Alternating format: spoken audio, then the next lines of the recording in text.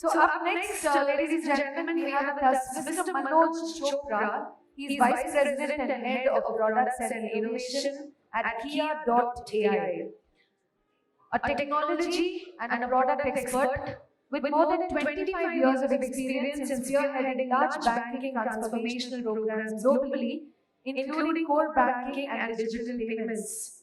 As the Head of Innovation and Product Development at Kia.ai, Manoj is responsible for delivering trailblazing fintech digital solutions to the banking and the financial sector.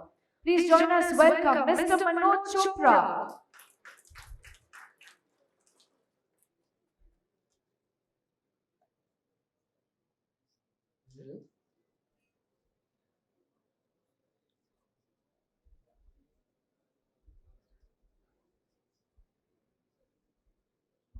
Yes, let's do that louder. Please join us. Welcome Mr. Manoj Chopra. Thank you for joining us. Did you play the video?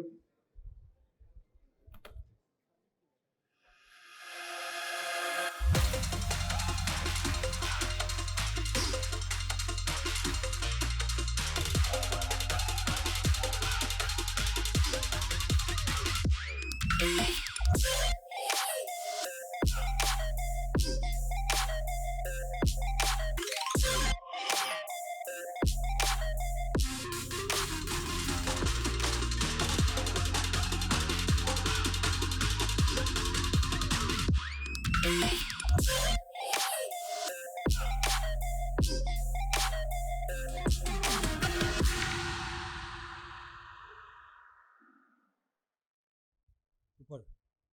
Great. So, good afternoon, everyone. My name is Manoj Chopra and I head digital at Kia.ai.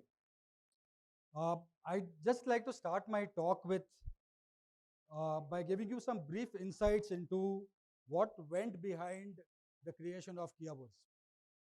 So, just a few months back, we were all kind of starting to conceptualize the idea of Kiaverse, and we kind of started thinking, and like a lot of the other speakers mentioned here, that it's an evolving platform, and that's the reason we also started looking around, and that brought us to a few very interesting questions that we started asking ourselves. So, is Metaverse just about gaming? Is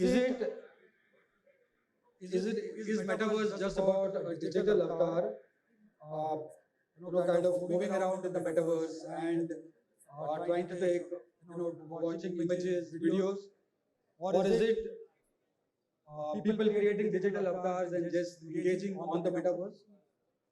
If I have to really set up a bank on the Metaverse, do I really need to ride on one of the popular Metaverse platforms? And this question is more important and more pertinent because we were setting out to do banking on the Metaverse. And when you do banking on the Metaverse, transactions obviously are part of banking.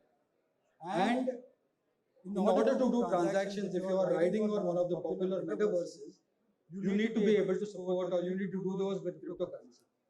And we all know how much favor our regulators have currently with cryptocurrency. So that was one aspect. The other thing is, when you're riding on one of these Metaverse platforms, do you really own the customer? Who owns the customer? Because the entry point to the Metaverse is the Metaverse platform itself, and then, by the way, you also go into the bank. Then who owns the customer? I think that's a very important question. The next is, can I have my own individual identity on the Metaverse? And I say I, it's the bank. Can the bank have its own individual identity on the Metaverse? Can I create a bank on the Metaverse after complying with and meeting with all the regulatory norms that? And the last question, can I do real banking business on the Metaverse? So I think these were some of the questions before us, and we were looking for a precedent, and there were a few banks that we saw which had set up shop on the Metaverse. But when we really went into looking at what they have done, it was really static stuff, static sites, brochure wares, and with no real transacting capabilities. So then we kind of started to design or decide our guiding principles with which we would then have, uh, which would go into Keynote. And what we decided was that from a UI perspective and from an experience perspective, it would be a super hyper personalized environment. It would be a very immersive environment. It has to have an emotional engagement with the customer. That's what's probably lacking with some of the digital platforms that exist today. So how do you bring in that? So some of these were some of these thoughts, and from a platform perspective, how do I make sure that I am able to support fiat currencies that exist today, and how do I support some of the conventional digital payment modes that exist? How do I do that? And we wanted to do that. I mean, those are the guiding principles. How do I make sure that the bank owns the customer and the metaverse platform doesn't own the customer? So these were some of the thoughts that went behind, and that was our design phase. And after considering all of those, in June this year, we launched Keynote, which is India's first banking metaverse. The objective of Keynote is to be able to provide real business-to-business interactions on the metaverse. Now, there is a wide range of features that we offer on Keynote, right from having a virtual branch where you can visit a branch without actually visiting a branch. How do you do that? And how do you have interactions with the customers, with your fellow customers in the branches, and with bank officials, and with bank employees as well. So you have your digital avatar, you log in, and you are able to then meet some of the bank officials. You're able to have interactions with the bank officials. You can have live video chat with the bank officials as well. So with this infrastructure, you can have product information, you can have account information, you can have your grievance redressals, you can have very immersive analytics that can, your spend analytics that can be shown. So those were some of the things, and all this that can be done using gesture-based and biometrics and gesture-based navigation. At the moment, we currently only provide non-financial transactions on our Keynote, but we obviously have a plan to have financial transactions as well. And when you say financial transactions, it includes movie ticketing, bill payments, funds transfer, etc., etc. We also have digital KYC, re-KYC. We also touched upon the corporate banking part of it, where we provide trade finance, including syndicated lending, your SME lending, pre and post packing credit. You can have LC issuance, LC amendment. So all of these we try to accommodate and incorporate within our Keynote. We have something from a bank employee perspective as well, where currently people now need to go. For example, they need to have a training. We need to go to either a regional center or a zonal center or a corporate head office to be able to avail of trainings. Can you? So we've enabled infrastructure where bank employees will be able to sit in their existing locations and be able to avail of these trainings which are offered by the government. We also have provided for having entertainment programs and cultural programs to be done on the metaverse. Last but not the least, you guys would have heard of DBU, which is the digital banking units, which RBI has mandated banks to roll out. What we've also done is we've put a digital avatar on the DBU, which then helps making the operation of the DBUs that more simpler, that much more easier, particularly for people in the rural areas, and this is all in regional language, local language. So, with that being said, and with all of these features, the overarching guiding principles were availed of. We did currently support fiat currencies and digital currencies. How we do that is we have the three modes. One, and that's actually the plan. We've not really rolled it out. One is we have fiat tokens, which are kind of non-tradable tokens, which can be used to carry out financial transactions. Two, we have already submitted a white paper on how we can have UPI on the metaverse. that's the other thing we are working on. And three is, as and when CBDC is rolled out, we will have support for CBDC as well. So you guys would have seen the recent concept paper that is rolled out by RBI. I think it's a very interesting read. I would encourage you to go and have a look at that. So those were, and with all of these, we have a very long and interesting roadmap ahead of us.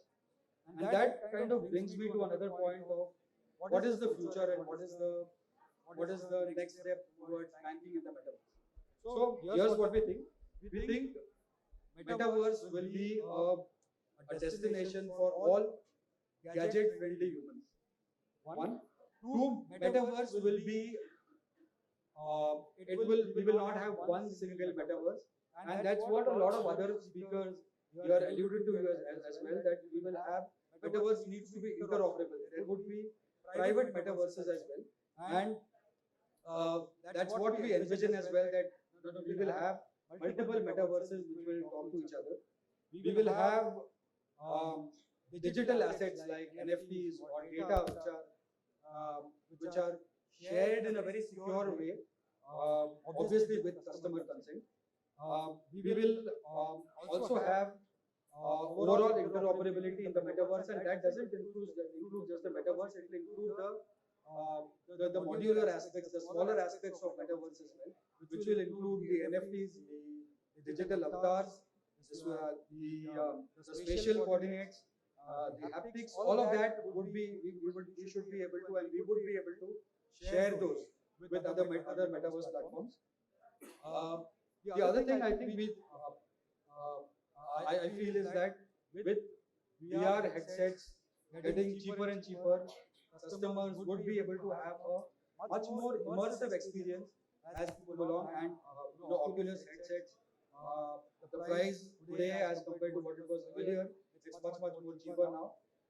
With the advent of 5G, customers will be able to, and if you had an experience on the metaverse, you'll be able to see with 5G you'll be able to have much better resolution and a much richer experience on the metaverse once 5G is rolled out.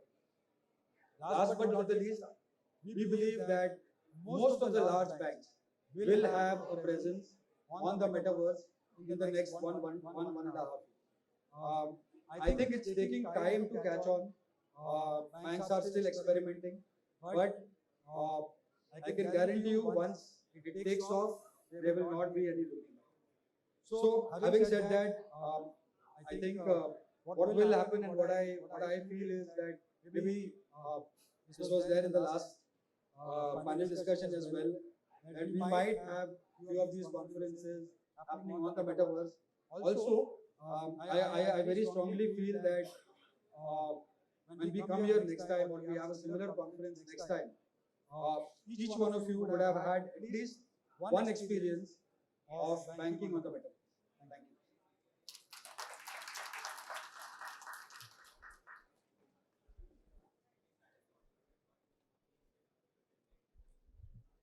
Thank you. Thank you so much, sir. If you found that useful, can we give Mr. Manoj a big round of applause for that? And we'd also like to thank Kia.ai for being our platinum partner and supporting us in doing this event. Thank you so much. Kia.ai, I understand, also has a booth behind, and they're giving you a live demo of the virtual reality, so please go visit them.